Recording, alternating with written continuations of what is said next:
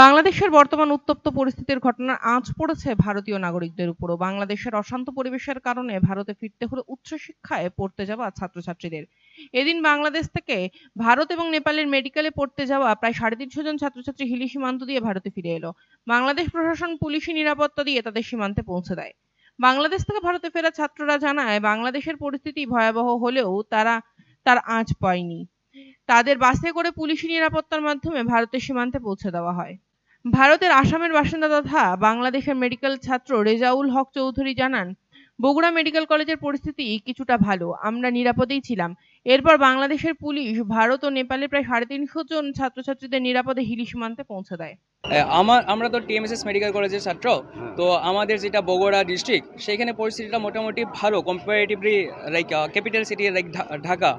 তো আমাদেরকে নিয়ে আসছে উইথ সেফটি, লাইক 2টা পুলিশ ভ্যান ছিল, আর আমাদের কলেজের স্টুডেন্টগুলো ছিল, বাসগুলো ছিল। তো আমরা সেইভাবে এখানে এসে পারছি। নিয়ার অ্যাবাউট 300 to 400 ইন্ডিয়া আছে আর নেপালও আছে। বাংলাদেশের মেডিকেলের ছাত্র পশ্চিমবাংলার মুর্শিদাবাদের বাসিন্দা আব্দুল জব্বার জানান, গত 3 দিন আগে ভয়াবহ অবস্থা ছিল। ৪৩ জন ছাত্র পুলিশের গুলিতে মারা গিয়েছে।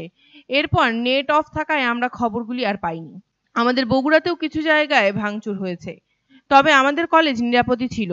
এরপর আমাদের কলেজ কর্তৃপক্ষ সাহায্য করেছে এবং পুলিশের সাহায্যে নিরাপদে আজ আমরা ফিরে এলাম। এই মুহূর্তে বলতে গেলে আমাদের তো 3 দিন থেকে নেট অফ করে দিয়েছিল। আগামী 3 দিন থেকে গত 3 দিন থেকে নেট অফ ছিল। তার আগের পরিস্থিতি ছিল খুব ভয়াবহ অবস্থা।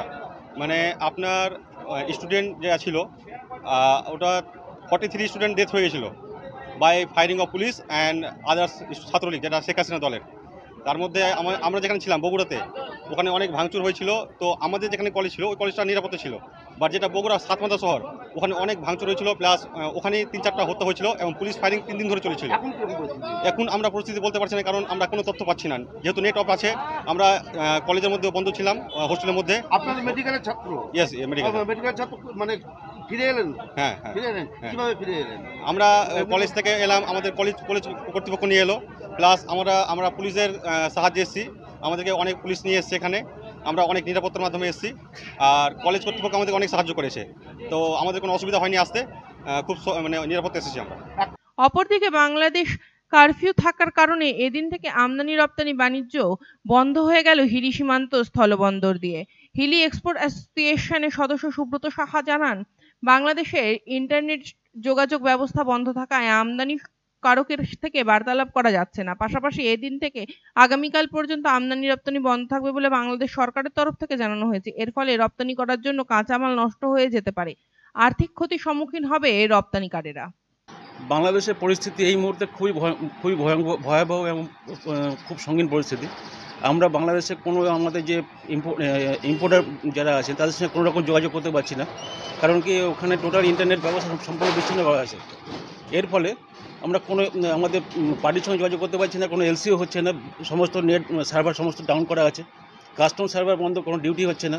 এর ফলে কোনো মাল ওরা ছাড় করতে পারছে না।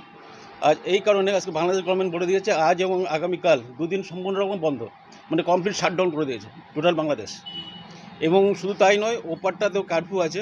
এর ফলে আমাদের যে ইম্পোর্টার বন্ধুগণ আছেন কিংবা সিএনএফ যারা আছেন, তারাও বাড়ি থেকে বেরোতে পারছে না। এরপরে টোটাল সমস্ত কিছু বন্ধ, মানে এক্সপোর্ট ইম্পোর্ট টোটালটা পুরো কমপ্লিট শাটডাউন করে দিয়েছে। এর ফলে এক্সপোর্টাররা কতখানি ক্ষতির সম্মুখীন হতে ক্ষতির পারে? সাংঘাতিক ক্ষতির সম্মুখীন হয়েছে। কারণ যে কাঁচামালগুলো, যেটা বিশেষ করে পেঁয়াজ এবং কাঁচা লঙ্কা, কালকে অনেক রিকোয়েস্ট করার পর নিয়েছিল, কিন্তু আজ থেকে যে মালটা নেবে না, এর ফলে যে পেঁয়াজের গাড়িগুলো যেগুলো আছে সেই গাড়ি তো ব্যাক করতে তো বাধ্য হচ্ছে আমরা।